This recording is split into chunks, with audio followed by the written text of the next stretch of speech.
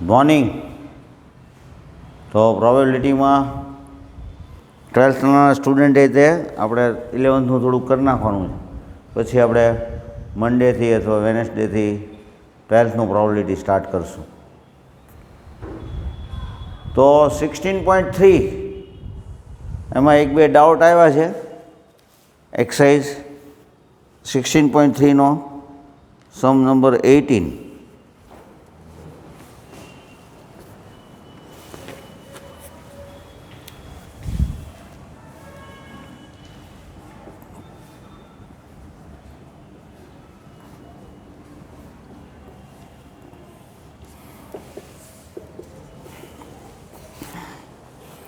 In a class 11th of a school, 40% student study mathematics and 30% student biology. So, probably for mathematics, 40%. 40% means 40 by 100, like 0.4. 30% student study biology, like 30%. 30% means 0.3. Maths and biology બે subject study કરતા હોય, એટલે એ ગ્રુપે હોય બી ગ્રુપે હોય, એવા 10%. તો 10% means 10 by 100, એટલે 0.1. તો ફાઇન્ડ શું કરવાનું છે કે આપણે ક્લાસમાં જઈને કોઈ એક સ્ટુડન્ટને સિલેક્ટ કરીએ, બરાબર, તો એ મેથ્સ અથવા તો બાયોલોજી સ્ટડી કરતો હોય એની પ્રોબેબિલિટી. હવે તમને એમ થાય કે એ તો સર 11થમાં હોય એટલે મેથ્સ કે બાયોલોજી, પણ આમાં એવું સાયન્સ એવું નથી લખ્યું. એનો મિનિંગ એવો થયો કે અમુક સ્ટુડન્ટ કોમર્સના હશે. 11થનો ક્લાસ કીધો છે, એટલે તમને એમ થાય કે 100% સ્ટુડન્ટને કાં તો મેથ્સ હોય, કાં બાયોલોજી હોય, કાં બંને હોય. પણ 11th સ્ટાન્ડર્ડનો ક્લાસ છે, એનો મિનિંગ, બરાબર, જેનો ડાઉટ હશે એનો મોટો પ્રોબ્લેમ આ હશે, એ સાયન્સનું છે એવો વિચારી લે છે. તો સાયન્સનો ક્લાસ છે એવું નથી કહેતા, 11થના સ્ટુડન્ટ છે. આપણા હું એમ કહું કેપીએસના 11થના સ્ટુડન્ટને ભેગા કર્યા છે, તો એમાંથી 40% સાયન્સ મેથેમેટિક્સ સ્ટડી કરે છે, 30% બાયોલોજી, 10% મેથ્સ એન્ડ બાયોલોજી. પણ એનો મિનિંગ એવો નથી કે કોમર્સવાળા નથી. બાકીના સ્ટુડન્ટ છે એ કોમર્સ સ્ટડી કરતા હોય, બરાબર, મેથ્સે ન હોય ને બાયોલોજી ન હોય, એવું હોય. એટલે વેન ડાયાગ્રામ કહીએ તો મેથ્સ, બાયોલોજી અને આ આપણું કેપીએસ, તો બેય કોમન હોય એવા આ સ્ટુડન્ટ, બંને કોમન હોય સબ્જેક્ટ, મેથ્સે હોય ને બાયોલોજી હોય, બેય ગ્રુપ રાખ્યું હોય, એ બી ગ્રુપ આવે, બરાબર. તો એવા 10% છે. ઓનલી મેથ્સ સિલેક્ટ કર્યું હોય એવા અહીંયા હોય. ઓનલી બાયોલોજી, મેથ્સ કે બાયોલોજી એકઈ સિલેક્ટ ન કર્યું હોય એવા સ્ટુડન્ટ સ્કૂલમાં તો હોય જ 11th સ્ટાન્ડર્ડના ક્લાસમાં, પણ એ સાયન્સમાં ન હોય. તો તમને એમ કહે છે કે એક સ્ટુડન્ટ 11th સ્ટાન્ડર્ડના ક્લાસમાંથી આપણે સિલેક્ટ કરીએ, એ મેથ્સ હોય ઓર બાયોલોજી હોય. મેથ્સ ઓર બાયોલોજી, ઓર કહું ને એટલે યુનિયન આવે. તો P of M plus P of B minus P of M intersection B, એટલે 0.4 પ્લસ 0.3 માઇનસ 0.1, એટલે 0.7 માઇનસ 0.1 એટલે 0.6. તો 60% સ્ટુડન્ટ એવા છે either maths or biology or both. ઓર કહીએ ને, યુનિયન કહીએ એટલે એમાં ઇન્ટરસેક્શન તો આવી જ જવાનું. મેથ્સ હોય, બાયોલોજી હોય અને બંને હોય, એટલે ટોટલ 60% સ્ટુડન્ટને મેથ્સ ઓર બાયોલોજી, બરાબર. એનો ક્વેશ્ચન જે હતો એ question number 19. In an entrance test that is graduate on basic of two examination, the probability of randomly chosen student passing the first examination is 0.8. No? એટલે first examination pass થયા હોય એવો એનું probability 0.8 છે. આપણે એને ઇવેન્ટ એ કહીએ તો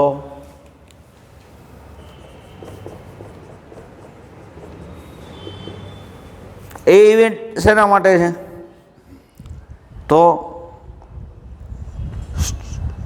passing the first examination, probability of passing the second examination એને 0.7 છે. Probability of passing at least one of them is 0.95. One of them, at least one of them, એનો મિનિંગ શું થયો? તો જો હમણાં આપણે વાત કરી, how many student study one of ધેમ, એટલે either maths or biology or both, એવો મિનિંગ થયો ને. તો એનો મિનિંગ આપણે શું કરવાનું છે? ફાઇન્ડ શું કરવાનું? P of A union B find કરવાનું છે. હા,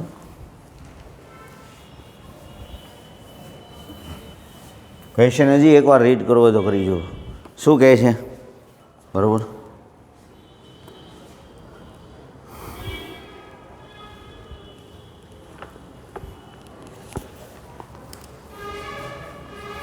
એ યુનિયન બી આપ્યો છે, sorry, 0.95. What is the probability of passing both? એટલે બંને એક્ઝામિનેશન પાસ કરવા હોય એવા કેટલા સ્ટુડન્ટ છે? તો હવે તો સિમ્પલ થઈ ગયું. પી ઓફ એ યુનિયન બીનું ફોર્મ્યુલા તમને ખબર છે. P of A union B it is P of A plus P of B minus P of A intersection B, means 0.95 equal to 0.80 plus 0.87 minus P of A intersection B. 1.5 minus 0.95 P of A intersection B equal 1.5 minus 0.95. તો 0.55 થશે. બરાબર. Question number 20 જુઓ. બરાબર. The probability that the student will pass the final examination in both English and Hindi is 0.5. Probability passing English and Hindi.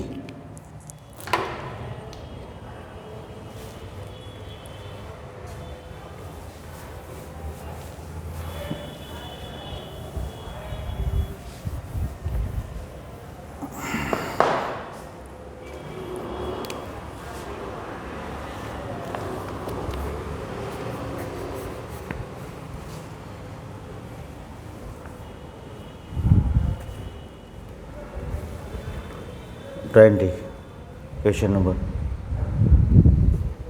The probability that the student will be pass final examination in both English and Hindi. Probability English and Hindi.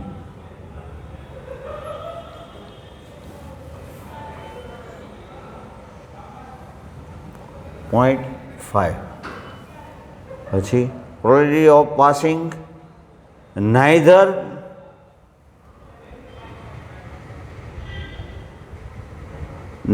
is 0.1 if the probability of passing neither means neither Hindi nor English. એટલે એનો meaning એવો થયો P of E prime intersection H prime. જો ફરી વાર અને શોર્ટમાં લખ્યું છે probability of passing neither is 0.1 means neither English nor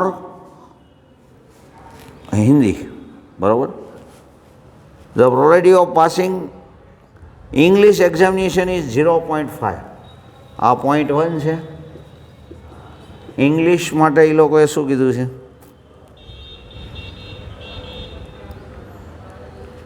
.75. What is the probability passing the Hindi examination? એટલે P of H આપણે ફાઇન્ડ કરવાનું. જો એક બે વાર હજી ક્વેશ્ચન રીડ કરો. હિન્દી એન્ડ ઇંગ્લિશ તો એને 0.5 કીધું. એને આખું સેન્ટેન્સ નથી કીધું, નાઇધર હિન્દી નોર ઇંગ્લિશ, એવા .1 છે. તો આને આપણે ડી મોર્ગન પ્રમાણે કેમ લખીએ કે તો કે P of E union H whole prime, અને એને આપણે એમ કહીએ કે 1 - P of E union H equal to 0.15. તો 1 - 0.1 equal to P of E union H. તો P of E union H એટલે 0.9 આવશે. બરોબર.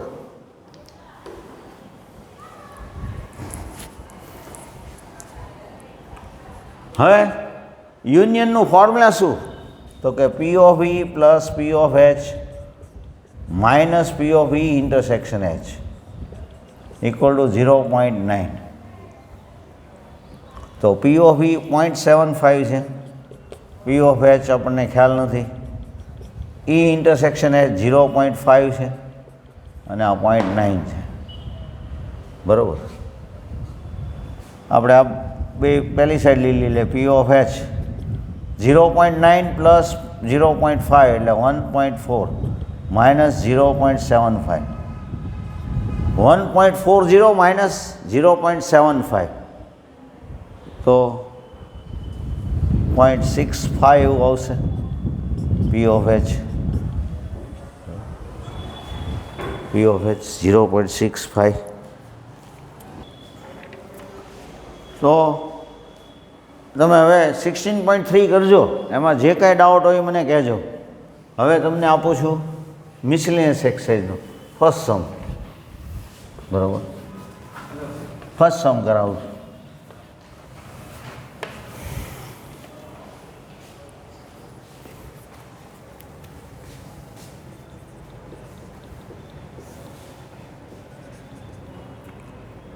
$20 માર્બલ છે, 20 બ્લુ માર્બલ, પછી 30 છે એ ગ્રીન છે,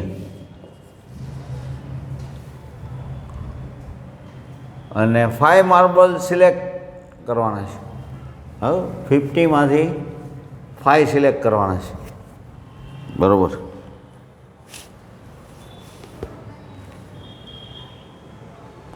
ટેન રેડ છે તો 60. બરાબર. 10 રેડ છે, 20 બ્લુ છે, 30 ગ્રીન છે.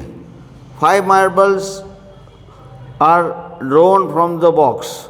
What is the probability that? First question, all will W. And second question,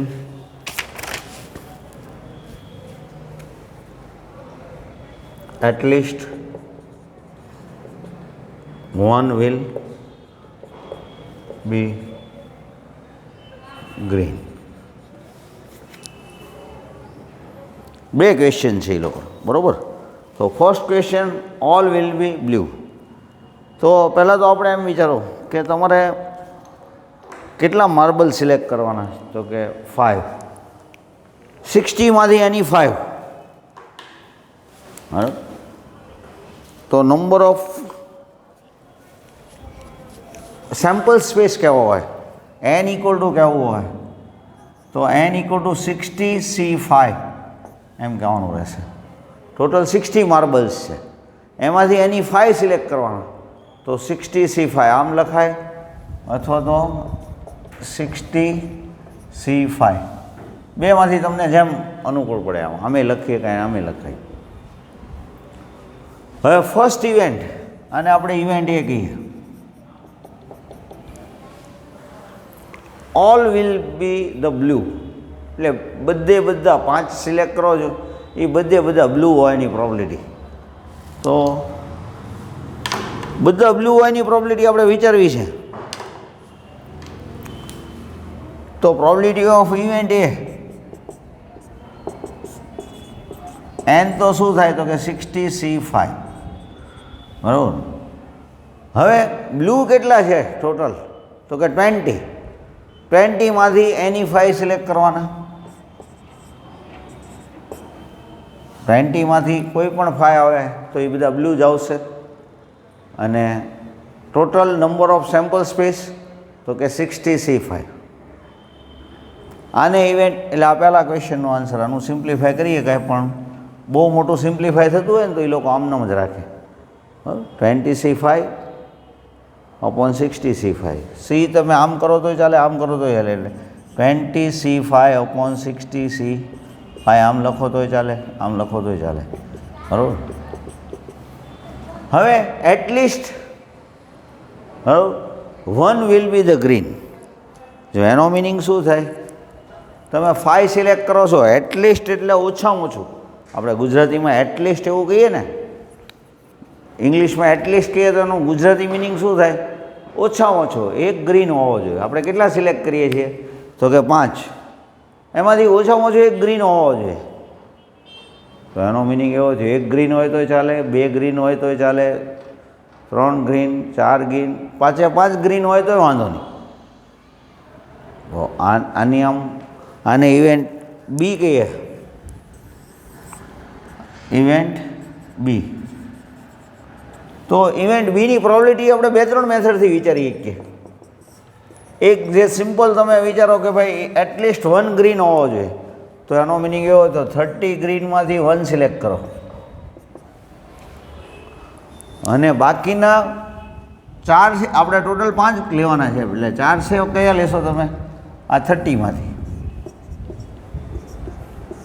ઓર જો એન્ડ કહું ને એટલે મલ્ટિપ્લિકેશન, ને ઓર કહું એટલે એડિશન. આ એક યાદ રાખવું. એન્ડ એટલે multiplication and or means plus. તો 10 ગ્રીનમાંથી 30 ગ્રીન છે એમાંથી એની 1 સિલેક્ટ કરો અને બાકીના 30માંથી એની 4, ટોટલ 5 લેવાના. ઓર 30માંથી એની 2 એન્ડ આ 30 ગ્રીન છે એમાંથી કોઈ પણ 2 અને બાકીના 30માંથી એની 3 ઓર 33 3 ગ્રીન લ્યો. તો એનો મિનિંગ એવો થયો આ 30માંથી 2 લેવાના રહેશે. સમજી ગયા ને તમે આખી વાત? હજી પ્લસમાં શું આવશે ઉપર? હજી આપણે જો આપણે વાત કરીએ, તમે હવે સમજી ગયા હો.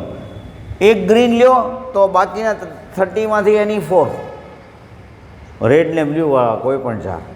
2 ગ્રીન લ્યો તો આમાંથી 3 લેવાના રહેશે, કેમ કે 5 તો માર્બલ લેવાના છે. 30 ગ્રીનમાંથી એની 3, તો એનો મિનિંગ આ 30માંથી એની 2. ઓર 30C4, 4 ગ્રીન લ્યો તો એનો મિનિંગ એવો થયો 30માંથી એની 1, આ 30માંથી એની 1. 30C4 લ્યો, 30C5 લ્યો, 5 ગ્રીન લ્યો તો તમારે પછી આમાંથી કંઈ નથી લેવાનું. અને ડિનોમિનેટરમાં શું આવશે તો કે 60C5. બરાબર. આ એક મેથડ. હવે સેકન્ડ, આ ફર્સ્ટ મેથડ. સેકન્ડ મેથડ થોડુંક ટેકનિકથી કરાવું છું. એમાં ગ્રીન સિલેક્ટ ન થાય એવું વિચારીએ આપણે. એકેય ગ્રીન ન હોય. બરાબર. આપણે શું ફાઇન શું કરવાનું, એટલીસ્ટ 1 વિલ બી ગ્રીન. એટલે ઓછામાં ઓછો એક ગ્રીન હોય. તો એનાથી એની કોમ્પ્લિમેન્ટરી ઇવેન્ટ શું તો કે એકેય ગ્રીન ન હોય. તો કે એ કેવી રીતે વિચારવું? તો કે એકેય ગ્રીન ન હોય એનું વિચારવું હોય તો શું થાય? તો કે ગ્રીન ન હોય એવા કેટલા? તો કે આ 30, રેડ અને બ્લુ ભેગા થાય તો 30, એમાંથી 5 અને 60C5. બરાબર. હવે એકચ્યુઅલી આપણે ફાઇન્ડ શું કરવાનું હતું તો કે એટલીસ્ટ 1 વિલ બી ગ્રીન. તો એનો મિનિંગ એવો થયો P ઓફ B એટલે શું થઈ શકે તો કે 1 - P ઓફ B પ્રાઇમ. એટલે આજે કોમ્પ્લિમેન્ટરી ઇવેન્ટની પ્રોબેબિલિટી ગોતી તો તમે સમજી શકો છો કે આ થોડું સહેલું પડે તમને સેકન્ડ મેથડ. આ પહેલી મેથડ કરતાં તમને અત્યારે સમજાવવાની મારે બે મેથડ, પણ ફર્સ્ટ મેથડ કરતાં સેકન્ડ મેથડ ઇઝી એટલે પડે કે તમે આમાં વિચારવાનું સાવ સહેલું રહ્યું. કેમ? તો કે at least one will be green, એટલે ઓછામાં ઓછો એક ગ્રીન લાવવાનો. એની કોમ્પ્લિમેન્ટરી ઇવેન્ટ શું થાય? એનાથી ઉલટું કામ કરવું હોય તમારે, હું એમ કહું ભાઈ 5 માર્બલ છે એમાંથી એટલીસ્ટ એક તો ગ્રીન લાવવાનો જ તે. હવે તમારે મારી સૂચનાનું પાલન ન કરવું હોય તો કેમ કરવાનું? તો કે તમે એકેય ગ્રીન ન લાવો ને એટલે વાત પતી ગઈ. એટલે મેં સોંપ્યું એના કરતાં ઉલટું કામ કર્યું. તો કે એકેય ગ્રીન નહીં, તો ગ્રીન નહીં એવા કેટલા? તો કે 30, એમાંથી એની 5. હવે એકચ્યુઅલી તમારે પ્રોબેબિલિટી કોની ફાઇન્ડ કરવાની હતી? At least one will be green. તમારે યાદ રાખવાનું P of B plus P of B prime equal to 1. તમે વર્ક કરો અને વર્ક ન કરો એ બેની પ્રોબેબિલિટીનું એડિશન કેટલું થાય? તો કે 1. બરાબર? કોઈ સેટ અને એનો કોમ્પ્લિમેન્ટ સેટ, એના પ્રોબેબિલિટીનો ટોટલ હંમેશા 1 હોય. બરાબર? તો તમને સમજાઈ ગયો હશે. બરાબર? હજી આમાં તમને એક એક્સ્ટ્રા કહું, આવું તમે હજી વિચારી શકતા હો તો એક્સ્ટ્રા એક સમ તમને કહું. આપણે તમને ત્યાં પરમ્યુટેશન કોમ્બિનેશનમાં થોડીક આવી પ્રેક્ટિસ કરાવી હોય. આ યાદ રાખવાનું, એન્ડ એટલે મલ્ટિપ્લિકેશન ને ઓર એટલે એડિશન.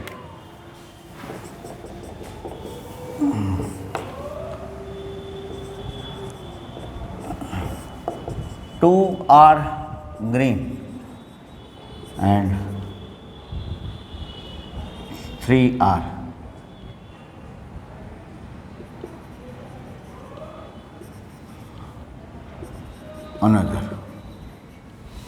other અથવા another. 2 ગ્રીન હોવા જોઈએ અને બાકીના 3 કેવા હોવા જોઈએ? તો કે કોઈ પણ, આ સિવાય. બરાબર? તો કે એ કઈ રીતે કરવું? તો કે 2 આર ગ્રીન, એનો મિનિંગ 30C2 લેવાનું, અને 3 આર અનધર એટલે આપણે કેમ કરશું? તો કે probability of C R upon N. તો ગ્રીન કેટલા છે? તો કે 30, એમાંથી એની 2 એન્ડ. હવે બાકીના 3 તો કે એ આ 30માંથી કોઈ પણ લ્યો. બરાબર? 30C3 અને આ 60C5. તો આમ પ્રોબેબિલિટી આવી જાય. પણ તમને એમ કે